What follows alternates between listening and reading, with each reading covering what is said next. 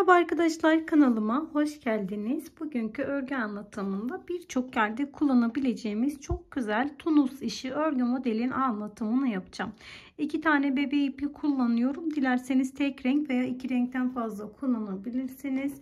3,5 numaralı bir tunus şişi tercih ediyorum. Numarası görünmüyor. Eliniz sıkı ise 4 veya 4,5 numarada tercih edebilirsiniz arkadaşlar. Ön yüzü böyle. Arka yüzü ise bu şekilde. Modeli tek renkte yapabilirsiniz dediğim gibi veya yeşillerin üstüne yeşil, beyazların üstüne beyaz da yapabilirsiniz. Bunun için son kapatma sırasını yaparken diğer 3 sırayla aynı ipi kullanırsanız üzerleri de aynı renk olur. Ama benim gibi yapmak isterseniz eğer şimdi yapacağım gibi yapabilirsiniz. Hemen modelimizin yapılışına geçelim. Beyaz ipimden modelimize zincirlerimizi çekerek başlıyoruz arkadaşlar. Modelimiz 4 ilmekten oluşuyor. 4 ilmeğin katları en sonunda 2 tane ilmeklerimizi ekliyoruz. Kısa bir model anlatımı için bana 18 tane ilmek gerekiyor arkadaşlar. Siz de her ne yapacaksanız 4'ün katları artı 2 tane ilmek ekleyerek modele başlayabilirsiniz. Yapmış olduğum zincirlerimden birer tane ilmeklerimi çıkartıyorum. Zincirlere batıyorum. İlmeğimi alıp şişimin üzerinde biriktiriyorum. Bu şekilde yapalım. Bütün ilmeklerimi çift alarak sıra sonuna kadar geri geliyorum.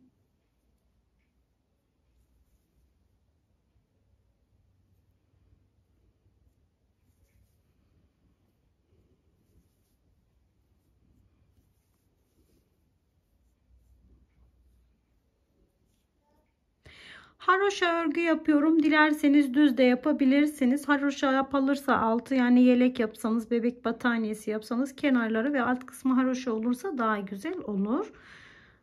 İpimi şöyle şişimin üstüne bıraktım. Hemen bakın, birinci ilmeğim şişimin üzerindeki ilmek, zaten ikinci sıradan alıyoruz şu şekilde. Hemen şuradan haroşa ilmeğimi ördüm.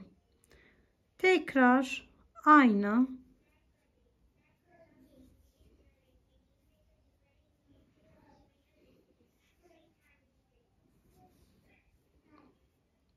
sıra sonuna kadar bütün ilmeklerimizi haroşa örgü olarak örelim.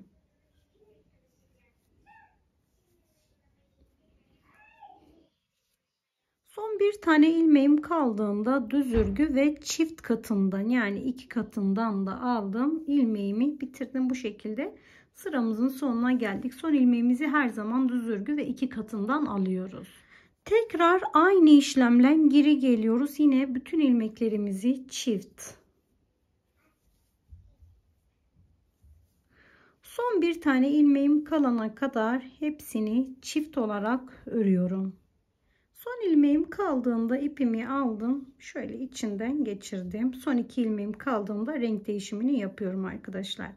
Beyaz ipimi burada bırakıp yeşil ipimi de aradan yürütüyorum. Yine her zamanki gibi kenar ilmeği şişimin üstünde hemen ikinci direkten alıyorum. Ve bütün ilmeklerimi düz örgü olarak alıyorum. Sadece direkt böyle üstten batıp ilmeklerimi topluyorum.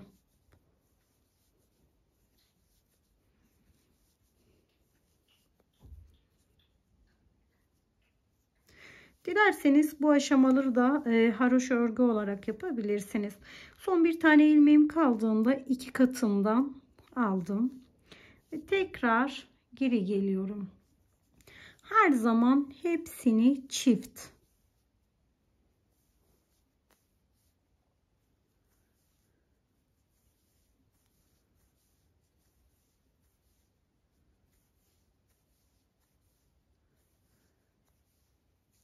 Aynı şekilde 2 sıra daha düz örgü örerek 3. sıramızı tamamlayalım. Sıramın sonuna geldim. 2 ilmeğim kaldığında tekrar renk değişimini yaptım ve modelin kuruluşuna geçiyorum arkadaşlar. Şimdi burada 3 tane ilmeğimi örüyorum. Birinci sırada şöyle 2 3 tane ördüm. 4 tane ilmek model için ayırıyoruz. 1, 2. İkinci ilmeğimin ortasından böyle aşağıya iniyorum. Bakın arkadaşlar 3 tane ördüm başta. 4 tanesi model için. Biri atla, 2 atla böyle ikincinin arasına aşağıya iniyorum. Son sıraya kadar indim. Böyle bunu aldım ve geride bıraktığım bir ilmeğimi ördüm. 2 ilmeğimi ördüm. 3 ilmeğimi ördüm. Tekrar aynı yuvaya batıyorum. Bu şekilde 4. ilmeğimi de ördüm. Böylece modeli 4 ilmek üzeri kurmuş olduk.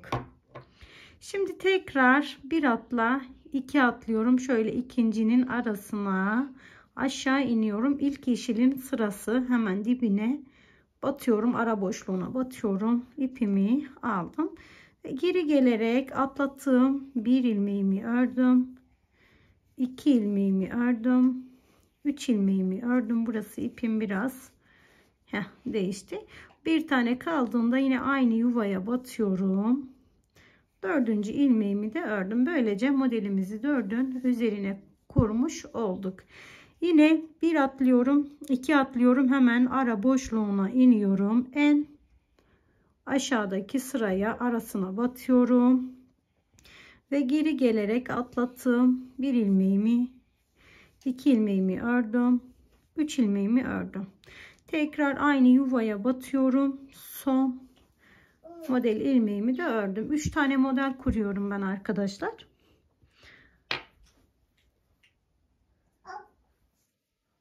Şimdi kalan kenar ilmeklerimiz var. Kenar ilmeğimizi biliyorsunuz her zaman 2 katından örüyoruz bu şekilde. Şimdi tekrar geri geliyorum.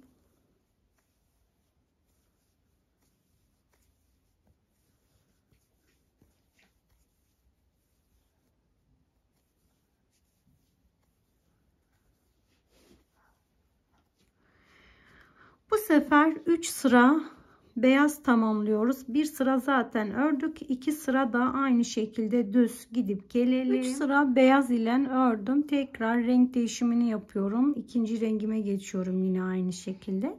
Ve bu sefer modelin yerlerini değiştiriyoruz arkadaşlar. Hemen girişte bakın şu şekilde göstermek istiyorum. İlmeklerimiz var. Baştaki ilmeğim zaten şişimin üzerinde olan ilmeğim.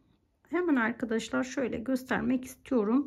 Şu beyazın bitişi yani 1, 2, 3. Üçüncünün sırasında yani üçüncünün sonuna şöyle buna batıyorum. Bir tane aldım ve geride bıraktığım 2 ilmeğimi 1, 2, 3 tane ördüm. Tekrar aynı yuvaya batıyorum. 4. ilmeğimi tamamlıyorum. Bu şekilde. Yine bir atlıyorum, 2 atlıyorum. Tam şu ikisinin arasına batıyorum. Zaten ikinci sıradan sonra model çok basit. Hemen kendini belirledi. Ve tekrar geride bıraktığım ilmeğim 1, 2, 3 taneyi ördüm. Yine aynı yuvaya batarak 4. ilmeğimi de ördüm. Tekrar 1, 2 araya batıyorum. Geri dönerek atlatmış olduğum ilmeklerimi örüyorum. Bir tane de diğer tarafta toplamda 3 tekrar aynı yuvaya batarak 4. ilmeğimi de ördüm. Yine 1, 2 atlıyorum. Sonuna batıyorum. Geri gelerek 2 ilmeğim ve diğer ilmeğimi de örüyorum. Aynı yuvaya batarak son ilmeğimi ördüm. Kenar ilmeğimiz her zaman 2 katından alıyoruz. Modelimizin ikinci sırası bu şekilde arkadaşlar. Zaten sürekli tekrar oluyor. Tekrar geri geliyorum. Son bir tane tekrar daha beraber yapalım. Şimdi sıra sonuna kadar hepsini 2 katından aldım ve geri geldim. Bir sıra yeşil örmüş olduk.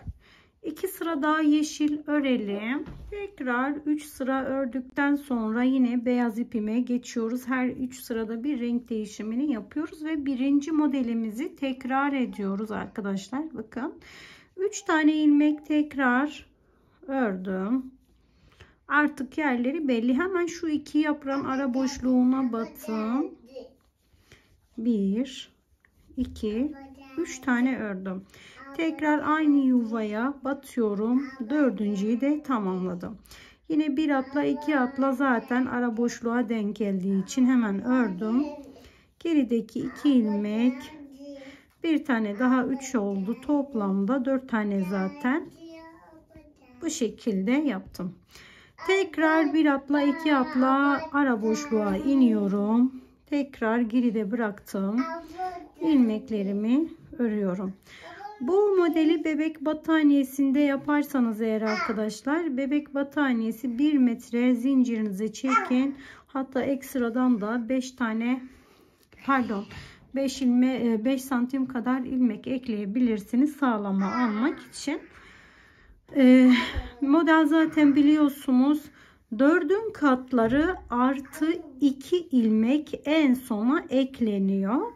Bu şekilde yaptığınızda modeliniz çok güzel oturacaktır.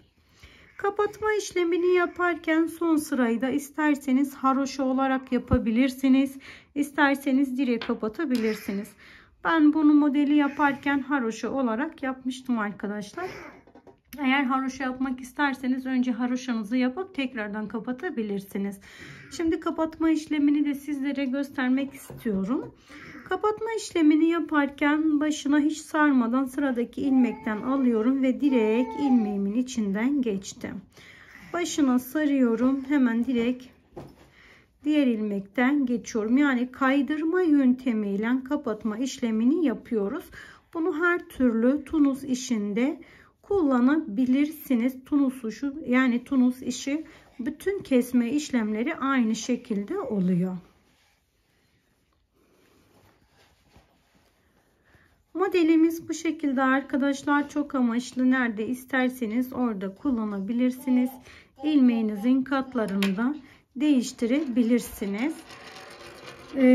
Videomun sonuna geldim. Umarım sizler için de faydalı bir anlatım olmuştur arkadaşlar. Bir de büyük parçada tekrar göstermek istiyorum. Model böyle.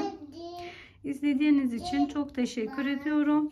Başka bir videoda görüşmek dileğiyle. Şimdilik hoşça kalın, sağlıkla kalın.